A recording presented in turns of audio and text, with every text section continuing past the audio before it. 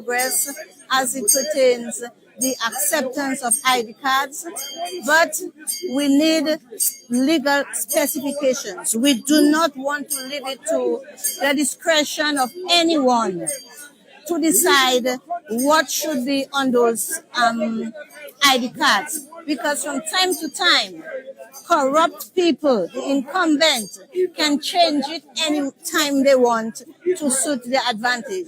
So we need the specifications on the ID cards, including security features. We need that specified. And we will not be satisfied until we have at least those three areas: campaign financing, complete re-registration, and specifications on the ID card to include security features. It cannot be right, it cannot be fair for a government in power for 25 years, in 2025, to go to Parliament and pass incomplete legislation in their favor. As the Prime Minister said, he was supposed to be meeting and greeting his supporters in St. Martin last night. You know what he told them? He's going to be here. He's going to be Prime Minister until Jesus comes back. Yes, that's what he said in St. Martin last night. And this morning he flies into Dominica, goes to Parliament, and is attempting to pass legislation to ensure just that. But I have news for Roosevelt Skerrit. He is not the boss. He is not the king. Jesus Christ is the king. And Jesus stands on the side of the oppressed. Jesus is integrity and justice. That's the man that's in charge. That's the man that's in charge. That's all I'll say for now, Imo. Thank you for the opportunity. The numbers here this morning. Imo, the numbers can always be more. The numbers can always be more. But as far as I'm concerned, you see, this Rose Felix there, I by myself am 10,000 women. So I don't bother about who that could be there and who are not there. If they were there, better for Dominica. But when people are able to come out, do not come out for whatever reason. I hope they will take what they get when the law is passed and Skerrit decides the ruling forever. I hope they'll take what they get. And do you think that the law will be passed this morning? Well, I am not certain because we never saw what is going to be passed this morning. I do not know if it's all the readings. I do not know. But I'm hoping good sense will prevail. I'm hoping that they will just discuss the bills. I'm hoping among the women and men in Parliament, quite apart from Mr. Skerrit, that some man or some woman, parliamentarian, will have the guts to stand up and say, "Alas, Dominica deserves better." Beginning with my own pal rep, Mrs. Shakira Lockhart Hippolyte. I'm hoping somebody, some Christian man or woman, some Catholic man or woman in that parliament will stand up and say, "No, I am not voting. This legislation is incomplete. We need more to ensure free and fair elections in Dominica." What about the arguments that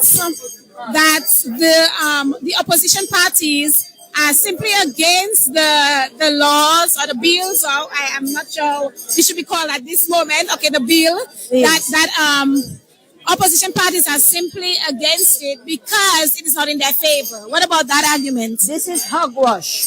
The Prime Minister is very good at deceiving people. So he will tell that to the people who want to believe. It is because of the opposition forces we are that far. It is because of the opposition forces. So Dennis Byron presented bills that were generally more acceptable than what Roosevelt Skerrit is attempting to pass in the House. So to say the opposition is against, that is to deceive the labor rights that just believe his lies and his deceit over and over again. Shame on Roosevelt Skerrit. He is good at his game, but that doesn't make it a righteous or a correct statement to make. As far as he's concerned, he accuses the opposition for everything that happens.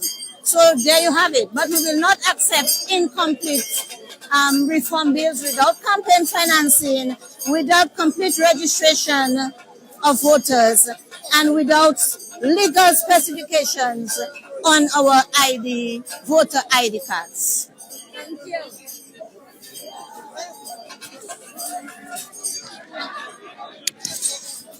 And that was from Nurse Rosie Felix of the Electoral Reform Commission. And I'm seeing some more persons here from the Electoral Commission. We see Pastor Andy Rodney and we see Johnson Boston. I'm not sure if they are ready to give some reaction. Huh? Are you ready to give some reaction? Why not? So this is Pastor Andy Rodney from the ERC. Well, I am glad that I see a few people here. I'm really hoping that the crowd keeps growing because there is a cause for this.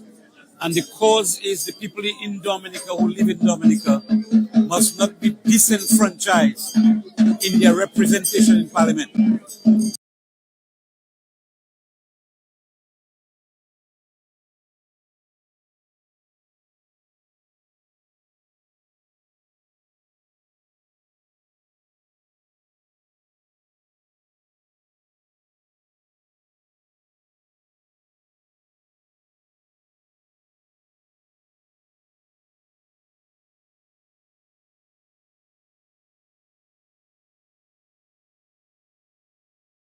And what Roosevelt Skerritt and the executive of government is trying to do